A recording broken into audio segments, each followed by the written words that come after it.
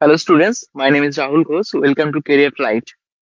So, higher education system का जो first portion था, जो पार्ट वन था, वो मंडे को मैंने पढ़ाया था।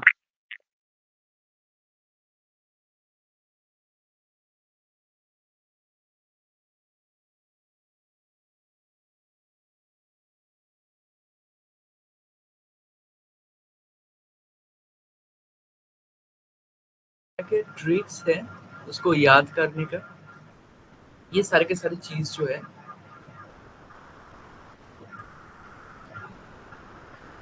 वो डिस्कस करेंगे।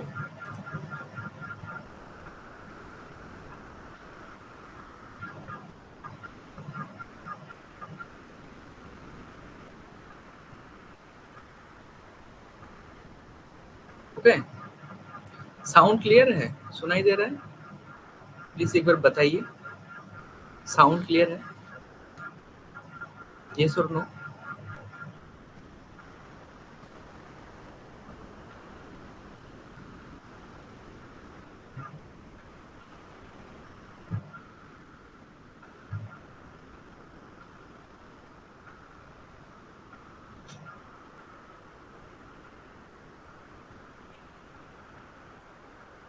सो पोस्ट इंडिपेंडेंस इंडिया का जो एजुकेशन सिस्टम है उसको देखते हैं।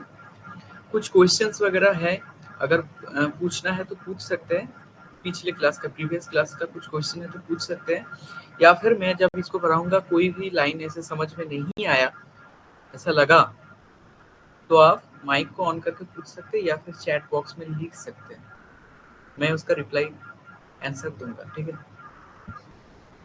क्योंकि आप लोगों का फीडबैक भी बहुत इंपॉर्टेंट है। तो ये सिलेबस है जो कि मैंने पढ़ाया था उस दिन। इस सिलेबस में क्या क्या चीज़ें हम लोगों को पढ़ना पड़ेगा। इसमें लिखा हुआ है post independence India, evolution of higher learning and research in post independence India. तो लर्निंग सिस्टम मतलब एजुकेशन सिस्टम जो है पोस्ट इंडिपेंडेंस इंडिया का, जो कि अभी भी चल रहा है, उसको जानना है।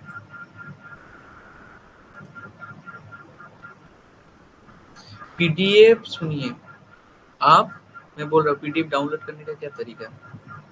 आप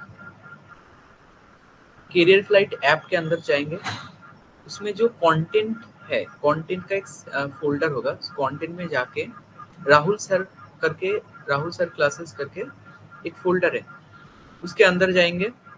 उधर इस क्लास का पीडीएफ मिल जाएगा और उधर ही उस क्लास का रिकॉर्डिंग भी अवेलेबल है आप लोगों के लिए। तो इसका पीडीएफ उधर से मिल जाएगा। क्लियर?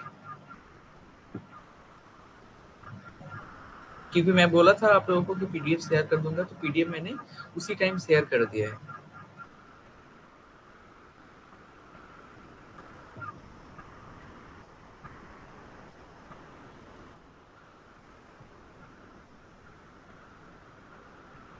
फर्स्ट जो कमीशन है वो है राधा कृष्णन कमीशन।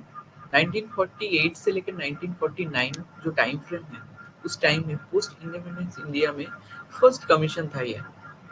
तो पूछते हैं कि फर्स्ट कमीशन क्या था, कौन सा कमीशन था। उसका और एक नाम है, जैसे राधा कृष्णन कमीशन बोलते हैं इसको, उसको हम यूनिवर्सिटी एजुकेशन कमीशन नाम से भी जानते हैं। एग्जाम में क्वेश्चन ऐसे पूछता है कि राधा कृष्णन कमीशन नाम होके आ सकता है कि इसका टाइम फ्रेम क्या है, या फिर पूछता है कि यूनिवर्सिटी एजुकेशन कमीशन। तो यूनिवर्सिटी एजुकेशन कमीशन ही वो राधा कृष्णन कमीशन है, ये आपको याद होना चाहिए। इसका जो टाइम फ्रेम है पूछता है, तो अगर बोल दे कि यूनिवर्सिटी एजुकेशन कमीशन कब आया था, तो आप लोग, अरे कहाँ से आ गया ये क्वेश्चन। ऐसा नहीं है, राधा कृष्णन कमीशन के अलग से नाम है। तो ये ईयर जो है बहुत इंपॉर्टेंट है, ठीक है? नोटबुक में, नोटबुक में इसको नोट करिएगा, ठीक है? कि राधा कृष्णन कमीशन का और एक नाम है university education commission. Okay,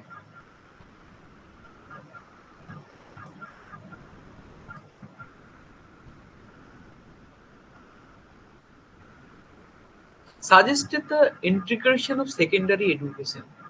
and higher education by setting up of UGC, University Grant Commission. UGC का फुल फॉर्म भी पूछता है. It also recommended the setting up of rural university. इस कमीशन में क्या रिकमेंडेशन था? रूरल यूनिवर्सिटी सेटअप करना. क्यों? क्योंकि इंडिया में रूरल पॉपुलेशन सबसे ज्यादा है. रूरल एरियाज में भी एजुकेशन पहुंचना चाहिए. जैसे मेट्रोपॉलिटन सिटीज में यूनिवर्सिटीज होता है, उसका एजुकेशन स्ट्रक्चर अच्छा होता है. तो इस कमीशन में ये बोला गया था आफ्टर इंडिपेंडेंस कि रूरल यूनिवर्सिटी भी होना चाहिए. ऐसा नहीं है सिर्फ मेट्रोपॉलिटन सिटीज में यूनिवर्सिटी होगा. तो ये रिकमेंडेशन था. ठीक है.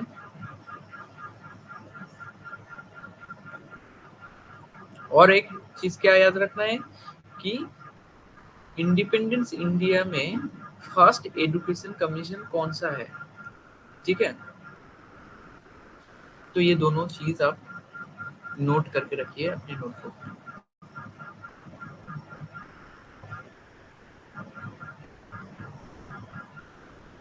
मुडलियर कमीशन जो है 1952 से लेकर 53 में आया था. It also popular as secondary education commission. ये जो ब्लू कलर का लिखा हुआ लाइन है बहुत इंपॉर्टेंट है. पूछेगा सेकेंडरी एजुकेशन कमीशन. देखिए सब लोग क्या करते हैं बेसिकली, ज्यादातर स्टूडेंट्स वो सिर्फ इस कमीशन का नाम को याद करके चला जाता है. लेकिन क्वेश्चन पूछता है उसका जो और एक नाम है वहां से, जैसे सेकेंडरी एजुकेशन कमीशन. सेकेंडरी क्यों बोल रहा है इसमें? क्योंकि फर्स्ट राधाकृष्णन कमीशन आया था, उसके बाद ये आया था, इसलिए सेकेंडरी एजुकेशन कमीशन बोला जाता है इसमें. इसका जो रिकमेंडेशन था वो introducing a 3-year secondary and a 4-year higher education system, ये बनाना चाहता था. 3-year secondary and 4-year higher education system. Higher education means अभी मास्टर्स वगैरह के बारे में बात कर रहे हैं. ठीक है, ग्रेजुएशन मास्टर्स. और 3-year सेकेंडरी एजुकेशन सिस्टम जो है उस टाइम पे होना चाहिए था, ऐसा माना गया था. ठीक है, कि उस टाइम पे ऐसा एजुकेशन सिस्टम जो है वो होना चाहिए, क्योंकि उसका बहुत सारे अच्छा बेनिफिट्स भी था. इसलिए उस टाइम पे इसको बनाने का रिकमेंडेशन जो था वो दिया गया था. ठीक है. Okay, so I also advocate setting up to multi-purpose school and vocational training institute. इसमें मल्टीपर्पज स्कूल और वोकेशनल ट्रेनिंग इंस्टीट्यूट के बारे में भी सोचा गया था. कमिटी ऑन इमोशनल इंटीग्रेशन, इसका ईयर बहुत इंपॉर्टेंट है. कमिटी ऑन इमोशनल इंटीग्रेशन बहुत बार पूछा है. इसका जो ईयर है ये पूछता है. ओके, 1961, ध्यान रखिएगा इसको. It was set up under the chairmanship of Dr. Sampurnanand to study the role of educational program for youth in general and student in schools and colleges, in particular in order to strengthen of process of emotional integration. यहाँ से जो पढ़ता है वो year पूछता है. ठीक है, इस कमीशन के ईयर याद रखिएगा. लास्ट में मैं आप लोगों को एक ट्रिक बताऊंगा. ठीक है, जो कि बहुत हेल्पफुल होगा आप लोगों के लिए. ठीक है, कि सारे के सारे जो कमीशन आया था उसको कैसे याद रखिएगा आप लोग. होता है ना कि बहुत सारे कमीशन आया था तो याद कैसे रखेंगे सर, कुछ ट्रिक्स बताइए. तो एग्जाम के टाइम पे शॉर्ट ट्रिक्स जो होता है वो बहुत हेल्पफुल होता है. ठीक है, तो वो मैं आप लोगों को बताऊंगा. लास्ट तक इसको देखते रहिए. ठीक है.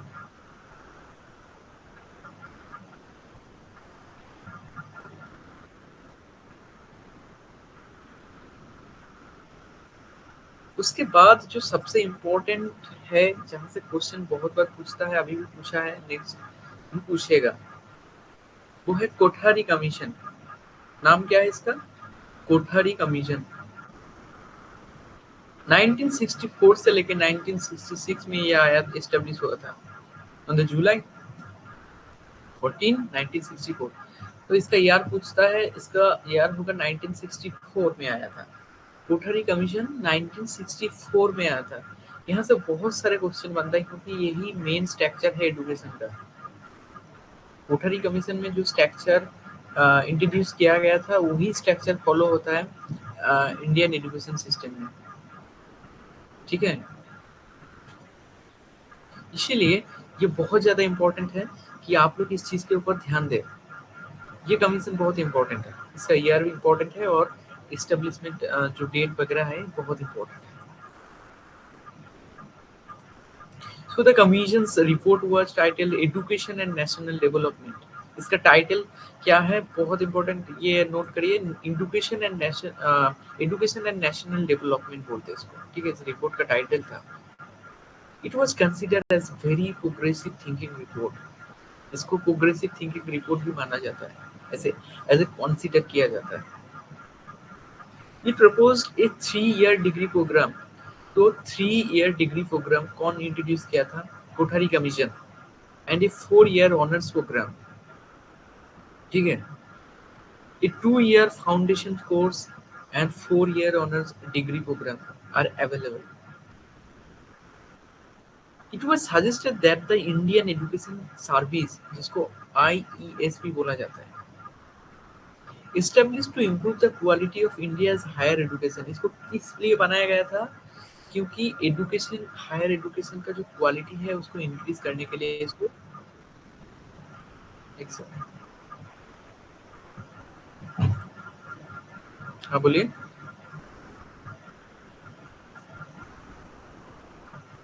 कुछ पूछना है?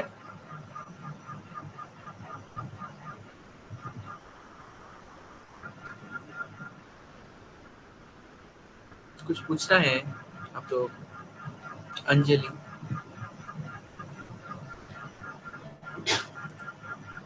कुछ पूछना है तो पूछिएगा माइक को ऑन करके, ठीक है।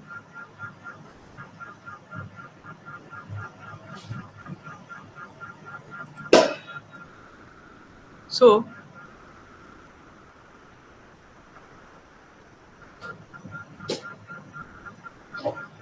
Higher education with a focus on quality teaching faculties. देखिए जो एजुकेशन सिस्टम है उसको इम्प्रूव करने के लिए, उसकी क्वालिटी को इंक्रीज करने के लिए आईईएस जो है उसको सजेस्ट किया गया था, ठीक है, हायर एजुकेशन में। With a focus on quality teaching faculties, faculties चाहिए ना, अच्छा, कि टीचिंग को क्वालिटी और भी इंक्रीज किया जाए। जैसे देखिए किसी भी यूनिवर्सिटी, कोई भी जगह में, ठीक है, अच्छा एजुकेशन के लिए, उसके पर्पस के लिए अच्छा फैकल्टी होना बहुत ज़रूरी है। स्टूडेंट को समझ में आना चाहिए, स्टूडेंट ही फ्यूचर है, तो इसीलिए स्टूडेंट्स को समझ में आना चाहिए। वो जो पढ़ा रहे, वो कंटेंट प्रोवाइड कर रहे हैं, वो स्टूडेंट्स को अच्छे से आना चाहिए, ठीक है। उसी चीज़ को वो इंट्रोड्यूस करने की कोशिश कर रहा था इसके थ्रू, ओके। लेकिन उस टाइम पे क्या था ना, इंडिपेंडेंस के बाद ये सब चीज़ें उतना स्ट्रक्चर्ड नहीं था। क्या आप लोगों को भी पता है कि वो इतना ज़्यादा स्ट्रक्चर्ड नहीं था। धीरे-धीरे ये स्ट्रक्चर्ड हुआ, क्योंकि पहले ही आके ऐसे नहीं हो सकता है ना, तो वो चीज़ है। And to vocationalize secondary education, it was suggested that 6% of national income must be spent on education। इसमें बोला गया था कि 6% national income must be spend on education. ये बहुत बार पूछा है कि कितना परसेंटेज इनकम जो है, मतलब कितना परसेंट मनी फंड देना चाहिए एजुकेशन को, ठीक है, ओके। कितना परसेंट फंड जो है वो मतलब मिलना चाहिए एजुकेशन सेक्टर में मिलना चाहिए, तो बहुत इंपॉर्टेंट है। नेक्स्ट, रिपोर्ट का नाम क्या है? Destiny of a nation is shaped in its classrooms. So classroom shapes nation's destiny, the primary recommendation। इसका प्राइमरी रिकमेंडेशन का जो रिपोर्ट का नाम था वो इसमें दिया हुआ है, इसको याद करिएगा। उसके बाद ये इंट्रोड्यूस किया गया था one of the commission main recommendation, जो कि कोठारी कमीशन का सबसे ज्यादा मेन इंपॉर्टेंट रिकमेंडेशन है, वो standardize the educational system across the country on the 10.2 10+2+3 pattern, 10+2+3 pattern जो कि फॉलो किया जाता है एजुकेशन में। कोठारी कमीशन में कौन सा पैटर्न फॉलो किया जाता है? 4 ऑप्शन दे देगा, उनमें से जो राइट आंसर होगा वो 10+2+3। बहुत बार पूछा है ये क्वेश्चन। आप लोगों का जब मैं टेस्ट लूंगा ना, तो आप लोगों को समझ में आएगा ये चीज, ओके, कि कैसे क्वेश्चन बनता है यूजीसी नेट में, कैसे उसको सॉल्व करना है, उसका सही तरीका क्या है। सिर्फ पढ़ते नहीं जाना है, टेस्ट वगैरह देना है, ऐसे आपको तैयार होना है, ठीक है। तो वो चीज है।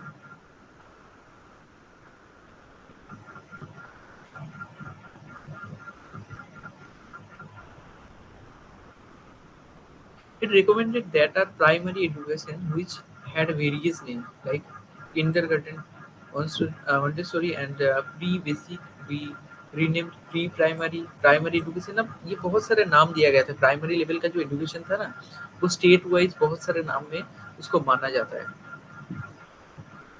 ठीक है। लेकिन वो प्राइमरी एजुकेशन ही प्रोवाइड करेगा, लेकिन नाम जो है वो स्टेट के बेसिस पर अलग अलग हो सकता है, अपने हिसाब से वो लोग देगा नाम। It went on to categorize education as upper primary, higher primary, and high school standard up to standard 10. Next, undergraduate education was referred to as 11 and 12 standard under the title pre-university or higher secondary। यहाँ जो जो recommendation है कोई भी पूछ सकता है, ठीक है। इसको ध्यान से पढ़िएगा पीडीएफ को डाउनलोड करके। It was suggested that graduate study be standardized as a 3 year courses। Graduate जो है वो 3 ईयर कोर्स के बारे में बोला जाता है। उसके बाद the educational system up to the masters degree was divided the 3 level primary education, secondary education and higher studies। एक स्ट्रक्चर जो है वो बनाना चाहता था, ठीक है। मैं पहले भी बोला इस चीज को, किस लिए ये बना हुआ था। एक स्ट्रक्चर बनाना चाहता था एजुकेशन का स्ट्रक्चर, ग्रॉस लेवल से, बेसिक लेवल से। बेसिक लेवल को हम प्राइमरी लेवल बोलते हैं, ठीक है। उसके बाद ऐसे करके सेकेंडरी, हायर सेकेंडरी, ऐसे करके उसको इंक्रीजमेंट करके एक स्ट्रक्चर पूरा बनाया गया। ऐसे एजुकेशन सिस्टम ऐसे नॉर्मली नहीं बना था, बहुत से चीजें को मान के बना था। तो प्राइमरी एजुकेशन को पहले सही करना पड़ेगा, उसके बाद वो सेकेंडरी एजुकेशन के ऊपर ध्यान देगा, हायर सेकेंडरी के ऊपर देगा, कॉलेज के ऊपर देगा, यूनिवर्सिटी के ऊपर देगा। तो एक अलग ही लेवल का क्या था, प्रेशर था। इसमें 6% जो है वो देने के बाद किया गया था। 6% नेशनल इनकम का 6% जो है वो इन सेक्टर में देने के बाद करा गया था, ठीक है। और 10+2+3 का पैटर्न जो है 10+2+3, इस सिस्टम में एजुकेशन प्रोवाइड किया जाता था। तो ये सब चीजें बहुत इंपॉर्टेंट है, ओके। ऐसे एजुकेशन का स्ट्रक्चर को कोठारी कमीशन के थ्रू बनाने की कोशिश किया गया था, ठीक है। समझ में आया? कुछ क्वेश्चन है? अगर कुछ क्वेश्चन वगैरह है तो माइक ऑन कर से पूछ सकते हैं। एनीथिंग एल्स, या फिर क्लासेस के बारे में कुछ भी हो पूछना, एनी डाउट, ठीक है। पिछले क्लास में कोई क्वेश्चन किया था मुझे कि सर कैसे पूछ सकते हैं, तो ऐसे पूछ सकते हैं, ठीक है। लेकिन आप लोगों को समझ में आना चाहिए, ऐसा नहीं कि मैं पढ़ा दिया आप लोगों को समझ में नहीं आएगा, कुछ डाउट रहेगा, ये मुझे पसंद नहीं है पर्सनली, ठीक है। क्वेश्चन है पूछ सकते हैं, आप इधर पढ़ने आए हैं।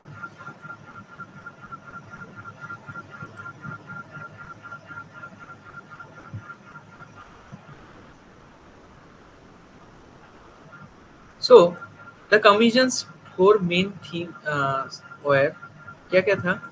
प्रोडक्टिविटी इंप्रूवमेंट, जो कि मेन चीज है, करना पड़ेगा प्रोडक्टिविटी इंप्रूवमेंट। किस चीज का प्रोडक्टिविटी के बारे में बात किया है? बोलिए।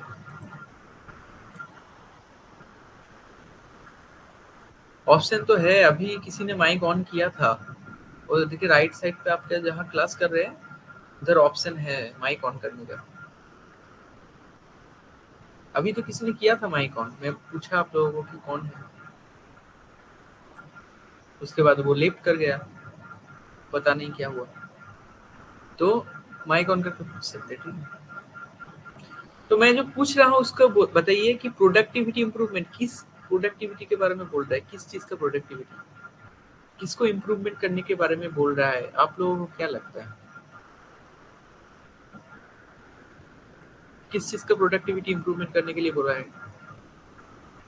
Any idea?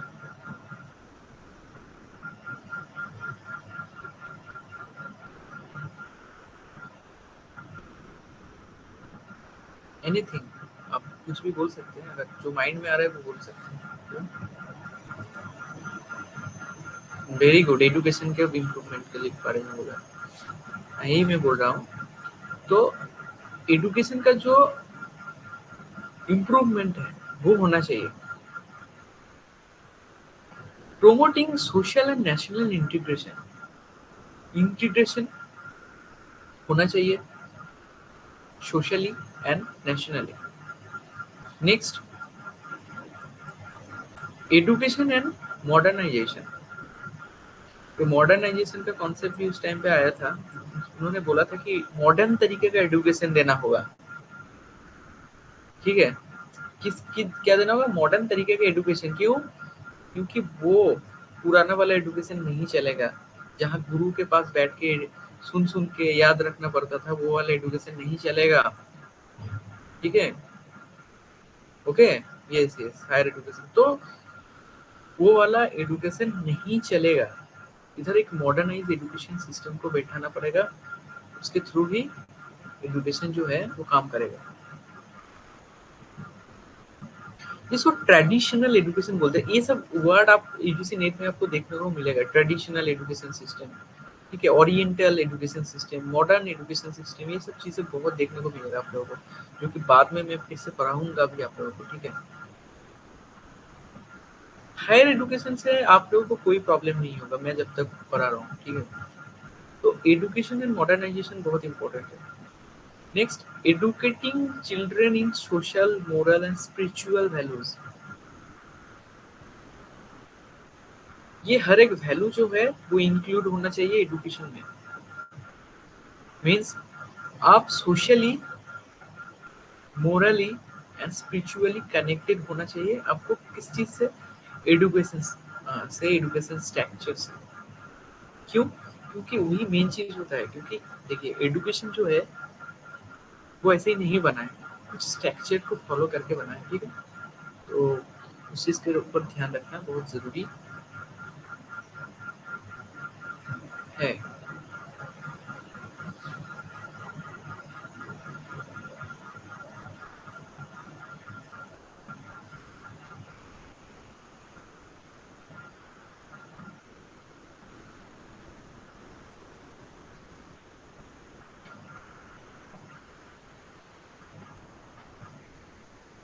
आप लोगों को देखिए तो ऑप्शन आएंगे हैंड रेज करने का,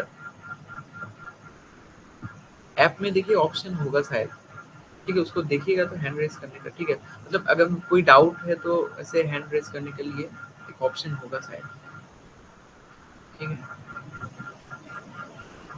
कोठरी कमीशन, हाँ हाँ यही है, यही है। यहाँ से आप पूछ सकते हैं, ठीक है। कुछ डाउट होगा तो दोबारा आप ऐसे करके पूछ सकते हैं, जैसे नीतू ने जो किया अभी, ठीक है, ऐसे कर सकते हैं, ओके।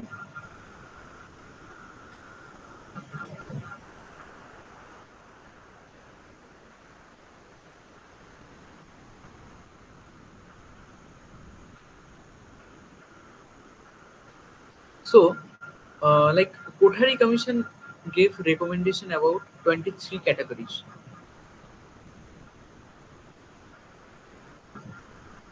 ठीक है। एक सेकंड।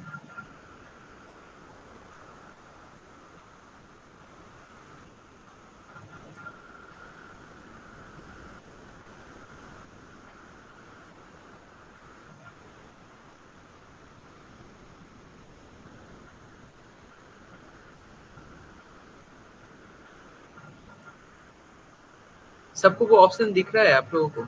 येस और नो?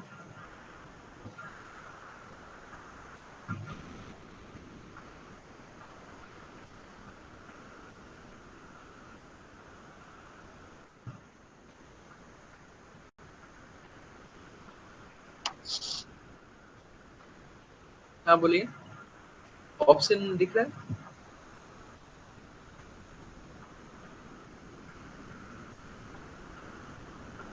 तो इसको ऑफ करने का कोई ऑप्शन है? देखिए तो, इसको ऑफ कर सकते हैं।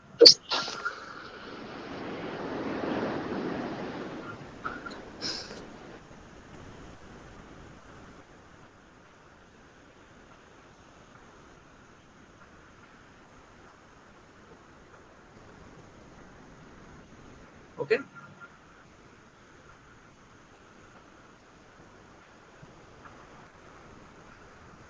यस। हाँ, तो इसको ऑन ऑफ आप अपने तरीके से कर सकते हैं, ठीक है?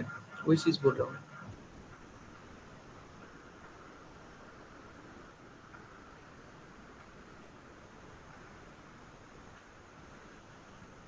So, like Kothari Commission gave recommendations about 23 categories. कुछ recommendation था. First, aims on the education of the educations, method of teaching, teaching का वो कौन-कौन सा methodology होना चाहिए, टेक्स्ट बुक कैसा होना चाहिए, करिकुलम कैसा होना चाहिए, ओके, गाइडेंस एंड काउंसलिंग होना चाहिए कि नहीं होना चाहिए, एग्जिस्टिंग एजुकेशन सिस्टम जो था उसको चेंज करना चाहिए कि नहीं करना चाहिए, एजुकेशनल स्ट्रक्चर एंड स्टैंडर्ड कैसा होना चाहिए, okay, physical welfare of student, education of women, मतलब वुमेन एम्पावरमेंट जो होता है वो होना चाहिए कि नहीं होना चाहिए, डिस्टेंस एजुकेशन में स्टार्टिंग होना चाहिए, problem of supervision and inspection होना चाहिए, और सबसे इम्पोर्टेंट चीज़ जो कि बहुत बार पूछा है कि कोठारी कमीशन में थ्री लैंग्वेज फार्मूला को इंट्रोड्यूस किया गया था, वो आगे जाके मैं एक्सप्लेन करूंगा। थ्री लैंग्वेज फार्मूला, ओके, ये इंट्रोड्यूस किया गया था, ये बहुत इंपॉर्टेंट है।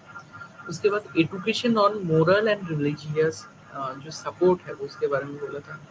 Selective admission, vocational education, vocational education को भी इंट्रोड्यूस किया गया था उस टाइम पे, ठीक है? लाइक ये जो है vocational education, selective admission, education on morals and religious people, university aims, objective and functions, university autonomy, teacher education, adult education मतलब हायर एजुकेशन, उसका एनरोलमेंट प्रोसेस के बारे में बोला गया था। एडमिनिस्ट्रेटिव प्रॉब्लम क्या क्या हो रहा है उसके बारे में भी बोलना पड़ेगा। वर्क एक्सपीरियंस एंड इवैल्यूएशन, ये सारे के सारे चीज़ था। इनमें अगर कोई भी पॉइंट में आपको डाउट है पूछिए, मैं उसको एक्सप्लेन कर दूंगा। डाउट नहीं होना चाहिए, ये सारे कमीशन सबसे ज़्यादा इम्पोर्टेंट है, पूछ सकते हैं। अब मान के चलिए कि कोठारी कमीशन से क्वेश्चन हर बार पूछेगा, पेपर इजी हो टफ हो, लेकिन यहाँ से क्वेश्चन पूछता है, हर सीख में आता है। कोई भी पॉइंट से कोई डाउट है? यस और नो?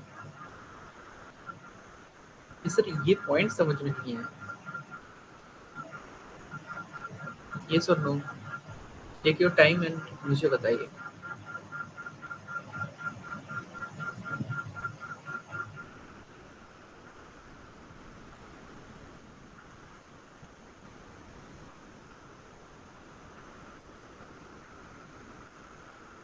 सिलेबस आपको पता होगा, सिलेबस सिलेबस का एक मतलब अपर है एक कारिकुलम। कारिकुलम बनाया जाता है पूरा सिस्टम को मतलब देखने के लिए, कंट्रोल करने के लिए, ठीक है? जैसे सिलेबस होता है, सिलेबस नॉर्मली आपको क्या देता है कि आपको एक आपके एग्जाम में क्या-क्या चीज़ें आएगा वो सिलेबस देखता है, और पूरा सेमेस्टर कैसे चलेगा वो कारिकुलम डिसाइड करता है। तो कारिकुलम एक वाइड रेंज का चीज़ है, ठीक है? इसे याद रख सकते हैं। तो कारिकुलम बनाना पड़ेगा, एक टोटल कारिकुलम होना चाहिए कि कैसे एजुकेशन सिस्टम चलेगा, ठीक है? समझ में आया? ये है। प्रॉब्लम सुपरविजन एंड इंस्पेक्शन का मतलब होता है कि कोई भी रूल्स अगर आप लागू करते हैं, ठीक है? कोई भी, जैसे ये सब रिकमेंडेशन आ गया है, तो ये रिकमेंडेशन जो आ गया है वो कैसे फुलफिल हो रहा है, उसको फुलफिल होने में कुछ प्रॉब्लम तो नहीं है, तो उसको सुपरविजन कौन करेगा? नैक की टीम करेगा या फिर उधर से कोई यूजीसी का कोई आके उसको सुपरविजन करेगा, कॉलेज में जाके इंस्पेक्शन करेगा, देखेगा कि सही से चल रहा कि नहीं चल रहा है।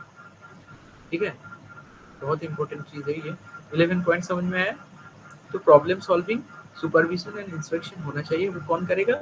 यूजीसी का जो एडमिनिस्ट्रेटिव अथॉरिटी है वो करेगा। उसके बाद 15 पे है वोकेशनल एजुकेशन। वोकेशनल मतलब टेक्निकल एजुकेशन। इसमें बोला गया था कि जो लोग, ठीक है अच्छे से समझिएगा इस चीज को, जो लोग अ, मतलब पढ़ नहीं पाते ठीक से, उसको समझ में नहीं आता है, उसको डिग्री से मतलब है नहीं, उसको पीएचडी नहीं करना है, अपर हायर स्टडी नहीं करना है, वो लोगों के लिए पहले वोकेशनल एजुकेशन लाया गया था। वोकेशनल सबसे कमजोर बच्चे के लिए लाया गया था कि आप पढ़ने के योग्य नहीं है, आपका मेमोरी बहुत लेवल बहुत कम है, तो आप वोकेशनल पढ़िए और कुछ छोटा मोटा जॉब करके आपको हो जाएगा, आपका गुजारा हो जाएगा। इसलिए वोकेशनल एजुकेशन को लाया गया था कि टेक्निकली आप कुछ सीख सकते हैं। ठीक है, टेक्निकली आप खुद को डेवलप कर सकते हैं, अपने स्किल को एनहेंस कर सकते हैं, इसके लिए ज़्यादा पढ़ने की ज़रूरत है नहीं। अभी भी वोकेशनल एजुकेशन चलता है, 2 साल 3 साल का कोर्स होता है, आप कर लो, आपको जॉब मिल जाएगा छोटा मोटा 20-30 हज़ार का। लेकिन पीएचडी करने के लिए आपको बहुत सेक्रीफाइस वो है वो करना पड़ता है। तो वही चीज़ है वोकेशनल एजुकेशन। क्लियर है? एनी डाउट और कुछ? ये 23 रिकमेंडेशन याद होना चाहिए, गुड रिकमेंडेशन। क्लियर है ये? सुनो,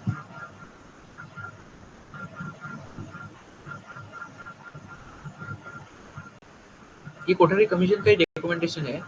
फर्स्ट आया था, इसमें बोला गया था वोकेशनल एजुकेशन के बारे में। ओके।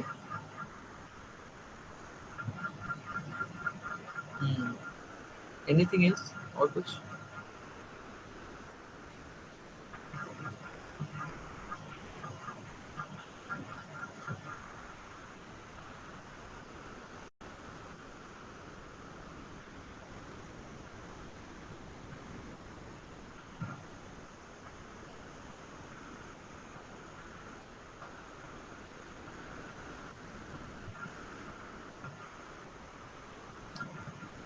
तो कोठरी कमीशन का जो इम्पोर्टेंट रिकमेंडेशन था, जिसको थोड़ा सा और देखते हैं, free as well as compulsory education जो है वो होना चाहिए था, ये बोला गया था। It is recommended that children age 6 से लेके 14 year receive free and compulsory education. इन लोगों को फ्री और फ्री में एजुकेशन मिलना चाहिए। बहुत इंपॉर्टेंट है ये लाइन। ठीक है, पूछता है, बहुत बार क्वेश्चन पूछा है यहाँ पे कि free as well as compulsory education कौन सा कमीशन में बोला गया था और कौन सी ईयर का स्टूडेंट्स को इसमें, मतलब चिल्ड्रंस को इसमें इंक्लूड किया गया है, बहुत बार पूछा है।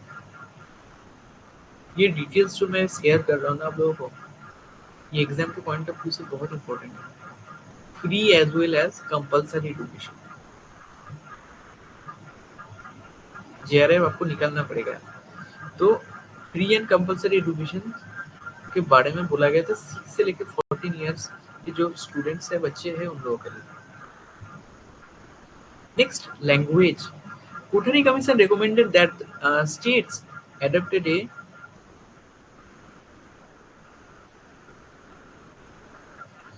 uh, नहीं डिफरेंस स्टूडेंट के लिए नहीं था वो।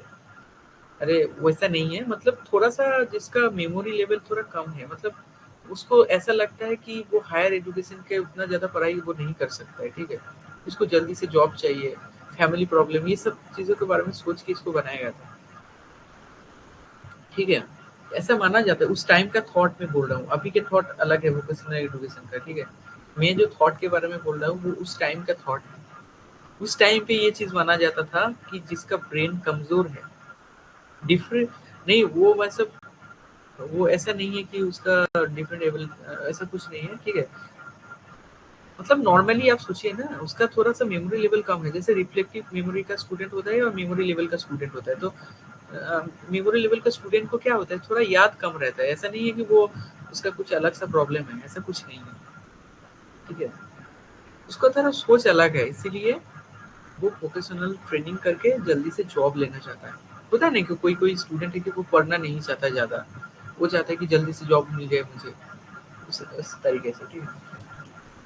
और उस टाइम पे इसको जब लाया गया था उसके बाद से बहुत सारे लोग ऐसे भी है जो अच्छी मेमोरी वाले स्टूडेंट है लेकिन जॉब के लिए जल्दी से उधर जाकर वोकेशनल ट्रेनिंग कर लेता था। ऐसा भी बहुत सारे स्टूडेंट, तो अलग से नहीं लाया गया था उसको। तो नॉर्मली आप कोई भी कर सकते हैं, आपका मेमोरी लेवल जितना भी स्ट्रांग हो नहीं हो आप कर सकते हैं, लेकिन ऐसा माना जाता है कि उस टाइप का स्टूडेंट के लिए लाया गया था। ये कोटरी कमीशन में बोला गया था इस चीज के बारे में, ठीक है, क्लियर है।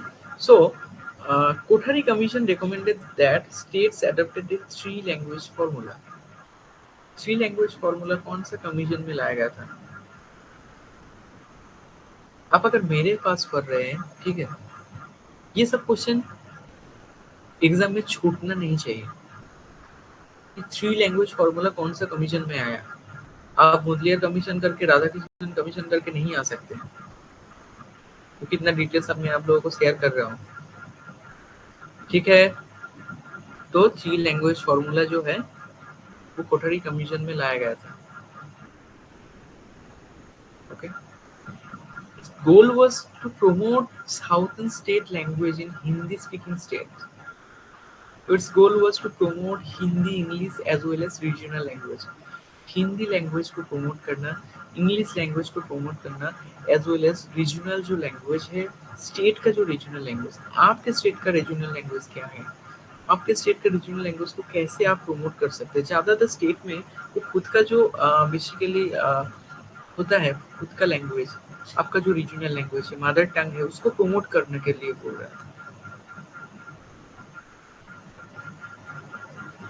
So regional language in states where Hindi was not spoken, जहाँ हिंदी स्पोकन नहीं होता है वो रीजनल लैंग्वेज को, मतलब आपका जो नॉर्मल लैंग्वेज है उसमें आप बात कर सकते हैं। तो कोटरी कमीशन आज के टाइम पे ना हिंदी लैंग्वेज हर एक स्टेट में मतलब बोल सकते हैं, वो जनरलाइज हो गया है।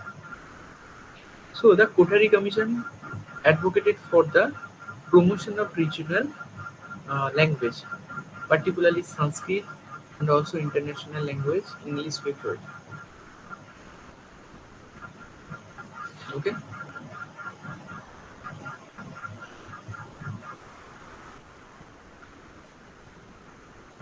Kothari Commission suggested that uh, teachers should be given favorable and good working conditions as well as the freedom to conduct research and publish their findings।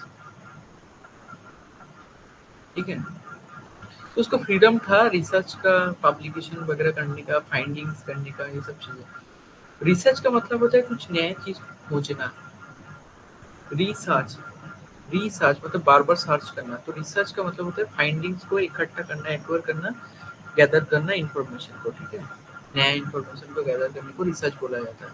मैं जब रिसर्च पढ़ाऊंगा आप लोगों को देखना कि कितना अच्छे से आप लोगों को समझ में आएगा रिसर्च क्या है, वो चीज आप लोगों को पता चल जाएगा एक्चुअली में रिसर्च क्या है। पढ़ने का रिसर्च नहीं है, हैंड्स ऑन एक्सपीरियंस रिसर्च क्या है, एक्चुअली रिसर्च क्या है, वो चीज जानने को मिलेगा, ठीक है। अभी के लिए इस चीज को मान के चलिए कि रिसर्च का मतलब इधर क्या है, फाइंडिंग्स को इकट्ठा करना, उसको पब्लिश करना अपने तरीके से, ठीक है, ये बोला गया था। The Kothari commission focused on girls education, education on tribals people, education on backward classes. मैं कोठारी कमीशन के बारे में इतना क्यों ध्यान दे रहा हूँ, क्यों इतना ज्यादा आप लोगों को पढ़ा रहा हूँ, क्योंकि कोठारी कमीशन वो कमीशन है जिसमें एजुकेशन सेक्टर को पूरा मतलब बदल दिया था, पूरा स्ट्रक्चर कर दिया था उस टाइम पे। ये बहुत इंपॉर्टेंट है, ठीक है, तो इम्पोर्टेंट चीज है। बैकवर्ड क्लासेस, बैकवर्ड्स जो एरियाज है जहाँ पर एजुकेशन ठीक से पहुंच नहीं पाता है, उस एरिया में जाके एजुकेशन को पहुंचाना है। An education of physically and mentally handicapped children in order to promote social justice. Because science and mathematics are essential to development of any nation, the Kothari report recommended that science and math must be taught in schools।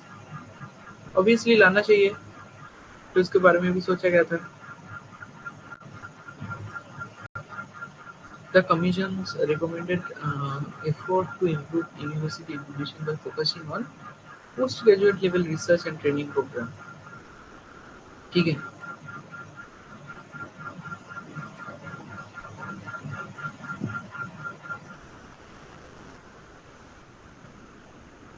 उसके बाद sections of the Kothari commissions. First, the first section addressed general issues जो है उसको पहले select करना पड़ेगा. Section 2 में बोला गया था divided into sections that deal with education at various strategies. Section 3 is concerned with the implementation of the Commission's various recommendations and programs. Section 4 is made up to supplementary papers. So ये चारों था sections. इसको याद कर लीजिएगा. Next, one of the Commission's key recommendation was the creation of a national policy on education. इसको याद रखिएगा कि creation of a national policy on education. And the bill was passed in 1968. किस टाइम पे इस बिल को पास किया गया था? वेरी वेरी इंपॉर्टेंट इसको. ठीक है. सो इसको याद रखिएगा. 1968 by the fourth Lok Sabha, which was elected 1967 under Indira Gandhi leadership. मतलब उस टाइम पे इंदिरा गांधी जो था वो प्राइम मिनिस्टर था, तो उस टाइम पे इसको लाया गया था. ठीक है. कुछ टेक्निकल चीजें हैं. The policy addressed many of Kothari Commission's recommendations, including free and compulsory education. और कौन सा ईयर में मैंने बोला कि फ्री एजुकेशन होना चाहिए? कितने साल से लेके कितने साल तक फ्री एजुकेशन के बारे में बोला गया था कोटरी कमीशन में? चैट पे लिखे.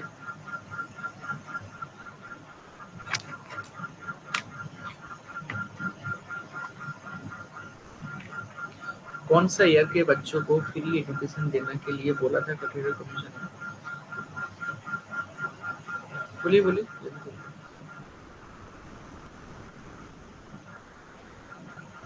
याद है? मैंने अभी पढ़ाया.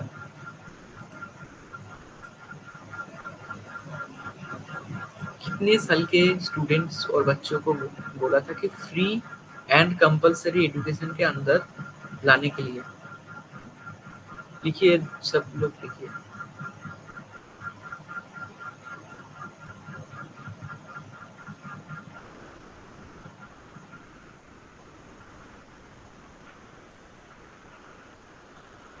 कितना है?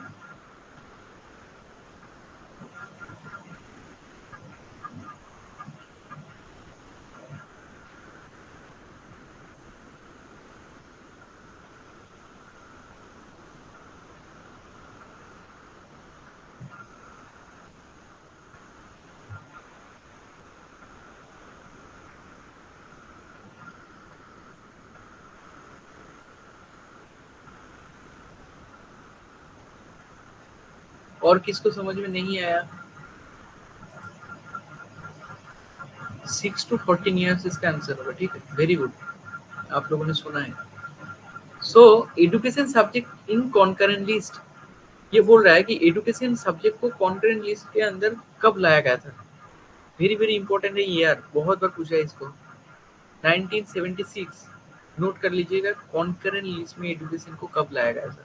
एक एक पॉइंट इंपॉर्टेंट है इधर. India has a federal setup and education is the concurrent responsibility of both the center as well as मतलब central होगा ये, central as well as states. ठीक है. concurrent list का मतलब वही होता है कि central और state. Post independence education including university education was the responsibility of states while the center was given the function of coordination, determination of standard. Okay. So, however, in 1976, through entry 2542 and list of the constitutional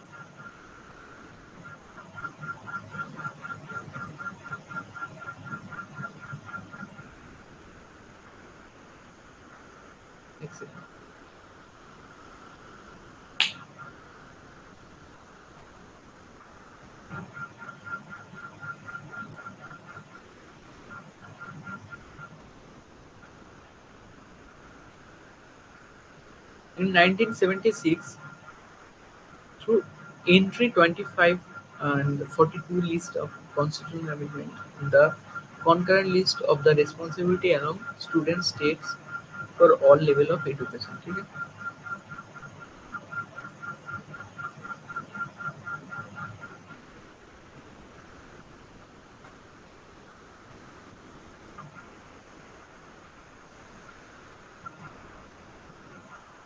इसके एक है Sam Pitroda committee करके, ये भी important है। It was setup 2005। सबसे important चीज इधर इधर है, नेशनल नॉलेज कमीशन एनकेसी। हर एक सीट में ये क्वेश्चन पूछता है कि एनकेसी का ईयर कौन सा ईयर में एनकेसी को इंट्रोड्यूस किया गया था। NKC for national knowledge commission. National knowledge commission को इस टाइम पे इंट्रोड्यूस किया गया था। इसका ईयर बहुत बार पूछा है। It recommended restructuring of curriculum to meet the demand for multidisciplinary professionals and criteria-based resources allocation. So, to ensure maintenance of standard and strategy, preference to promote excellence in higher education system. तो national knowledge commission कब आया था, उसका काम क्या था, ये सब चीजें आपको जानना बहुत जरूरी है।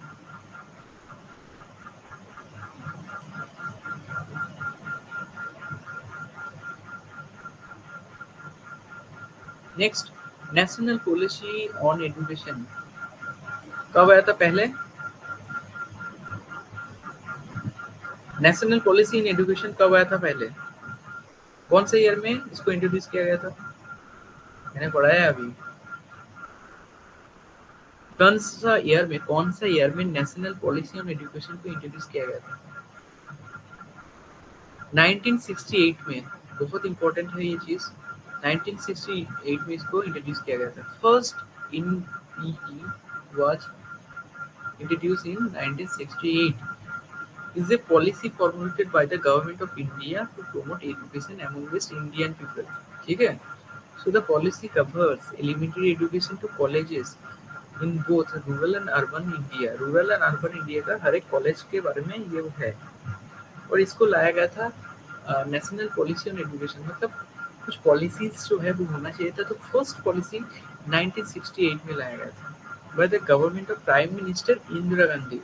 उस टाइम पे इंदिरा गांधी जो है वो प्राइम मिनिस्टर था इंडिया का। And the second prime minister Rajiv Gandhi 1986। देखिए 1968 में ये सब मैं दे दूंगा, इसको डिटेल्स में दे दूंगा आपको पीडीएफ, ठीक है। 1968 में था इंदिरा गांधी और 1986 में था राजीव गांधी। तो दोनों साल को क्यों दिया गया है, क्योंकि फर्स्ट पॉलिसी आया था 1968 में और सेकेंड पॉलिसी आया था 86 में। इसको बस घुमा देना है, ठीक है।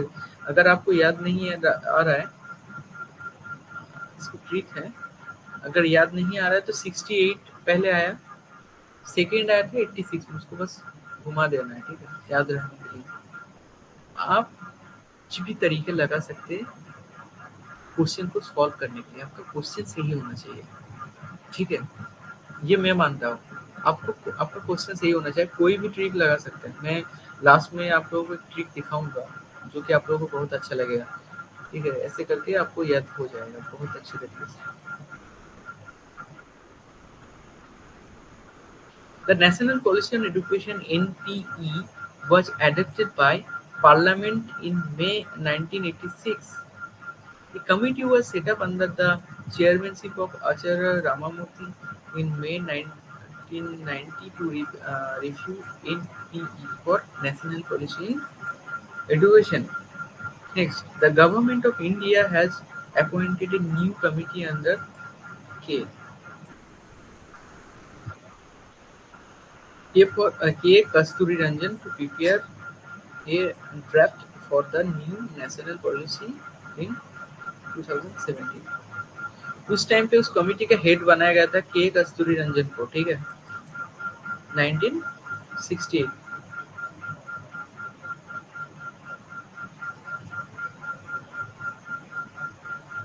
हायर एजुकेशन थोड़ा सा कॉम्प्लिकेटेड लगेगा आप लोगों को, थोड़ा टफ लगेगा, लेकिन मैं बहुत इजी तरीके से आप लोगों को पढ़ा रहा हूँ, इससे इजी तो नहीं हो पाएगा।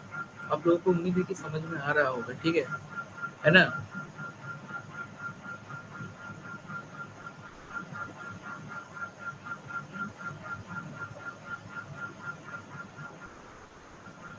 क्योंकि इधर हायर एजुकेशन में पूरा एजुकेशन सेक्टर के बारे में जानना पड़ता है, प्री इंडिपेंडेंस से लेके पोस्ट इंडिपेंडेंस या फिर आगे जाके भी मतलब इसको जानना पड़ता है, ठीक है?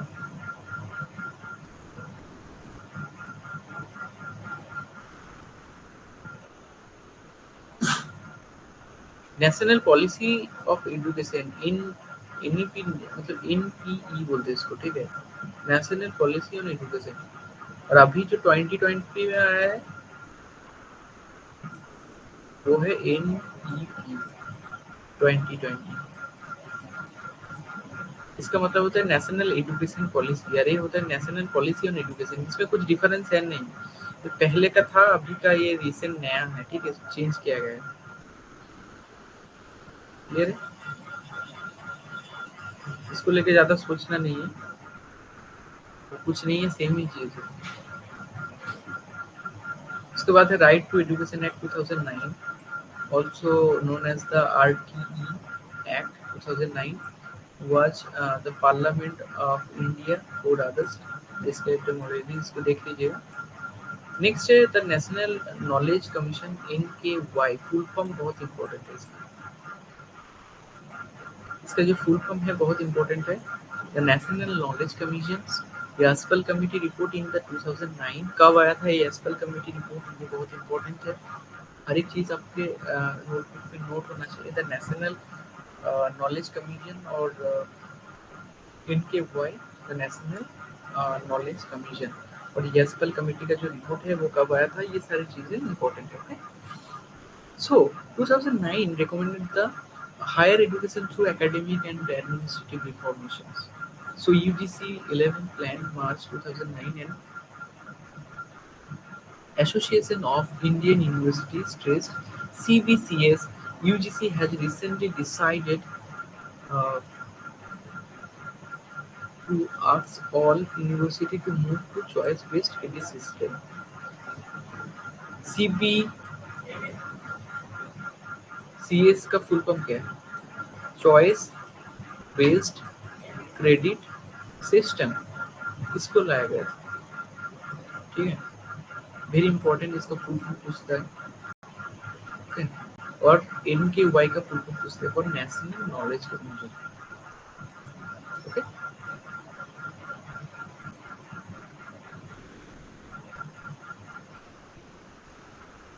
कुछ स्कीम लाया गया था, जैसे इधर फुल फॉर्म सारे के सारे लिखा हुआ है, इसको मैं पढ़ाऊंगा नहीं, इसको बस आपको देख लेना है। PDF जब अपलोड कर दूंगा इसको देख लीजिएगा, ठीक है?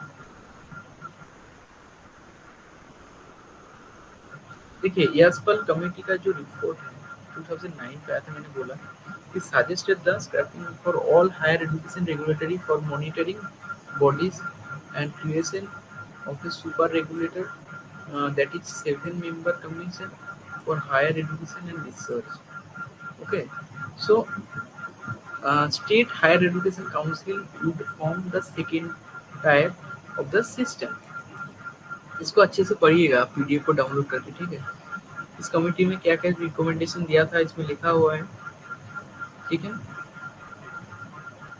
इसको पढ़िएगा और बाद में कुछ डाउट है तो मुझे पूछिएगा, ओके? यास्पल कमेटी 2009 में इसको लाया गया था, ओके? और ये वो ट्रिक है जिससे आप याद कर सकते पूरा हायर एजुकेशन सिस्टम को,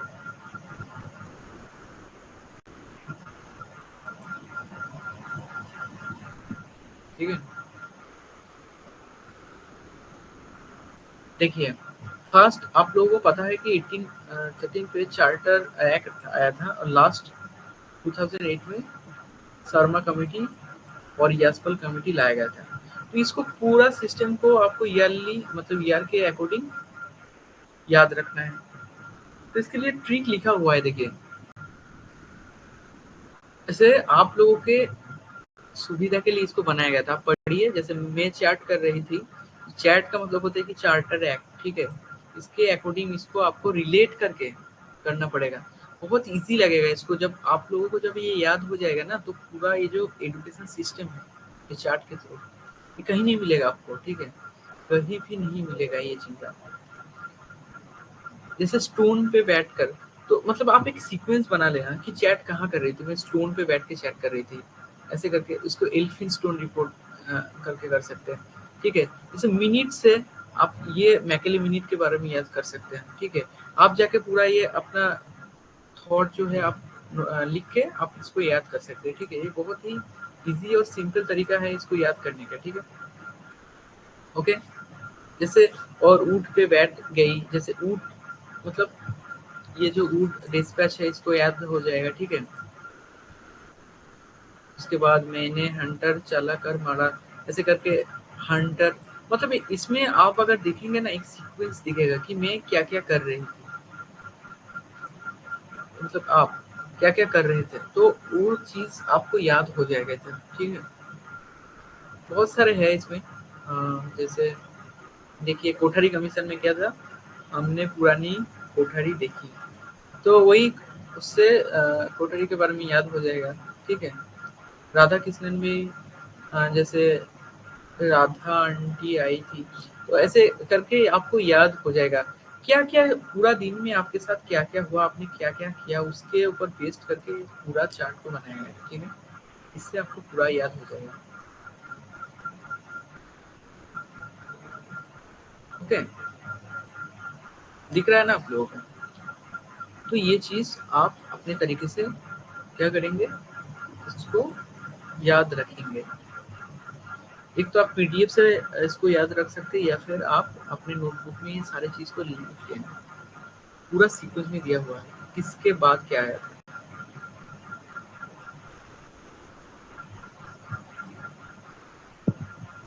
इंटरेस्टिंग है ना? समझ में आ रहा है?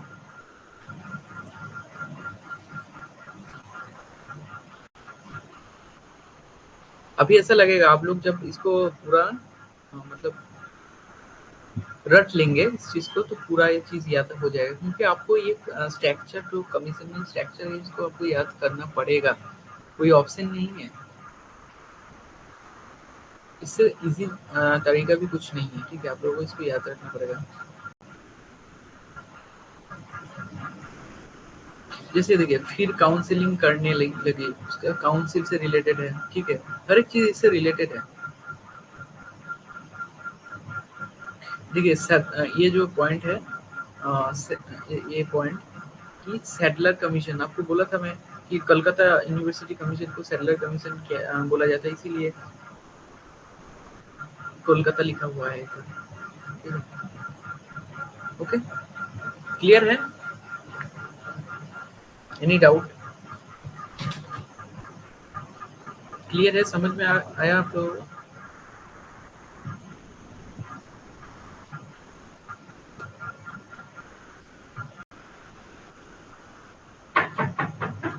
Any doubt?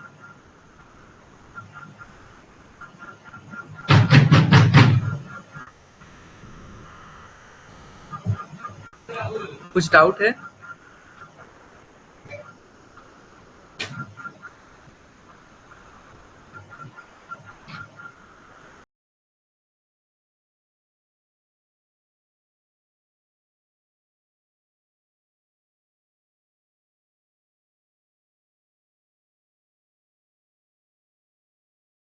Any doubt? मतलब कोई डाउट नहीं है, आप लोगों को समझ में आ गया है ना? ठीक है, इस पीडीएफ को डाउनलोड करिए, ये पूरा टिक जो है मैंने आप लोगों को भेजा है, इस चीज़ को आप अच्छे से समझ लीजिएगा। एनी डाउट हो तो नेक्स्ट क्लास में मुझे पूछ लीजिएगा, ठीक है? ओके, थैंक यू, मिलते हैं नेक्स्ट क्लास में। ओके।